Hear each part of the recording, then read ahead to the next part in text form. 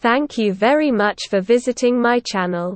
If not difficult, like and subscribe to my channel to always be aware of events.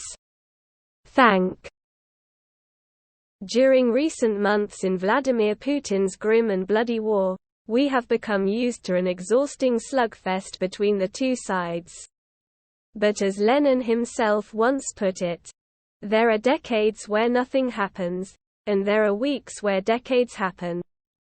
The sudden advance made by Ukraine's forces into Russian-occupied territory is not only a brilliant tactical move. It could prove a decisive turning point in the war. The seizure by Ukrainian forces of two key towns, Izium and Kupiansk, means that an area the size of Lancashire has been liberated from the Russian invader. And Kyiv's forces are still pushing on. The last time Russian forces had to retreat so close to Moscow was 1941, when they were being pushed back by the German onslaught. Russia has also lost hundreds of armored vehicles and key command posts. This is a military earthquake, and the tremors must be shaking, metaphorically, at least, the walls of the Kremlin itself. So what has accounted for this sudden shift in fortunes? Ukraine's sensational counter-offensive would not have been possible without weapons from friendly countries.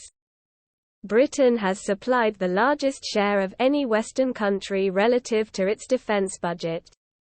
And American HIMARS, High Mobility Artillery Rocket System, missiles have devastated Russian HQs. As well as the arms dumps that Putin's generals foolishly believed were safely behind the lines. US and British radar targeting weapons have also stopped the Russian Air Force from playing much of a role in the conflict. Germany's recent, if belated, decision to send mobile anti-aircraft systems has had another major impact. But perhaps more than guns and ammo, it is the brave Ukrainians' fighting spirit and the low morale of Putin's soldiers that seem to be shifting the war decisively. In his great novel War and Peace, Leo Tolstoy outlined how battles are often won for no other reason than that one side wants victory more than the other. Ukrainians have shown they are willing to die to keep their country free. But few Russian soldiers see any glory in throwing away their lives for Putin's arrogant misadventures.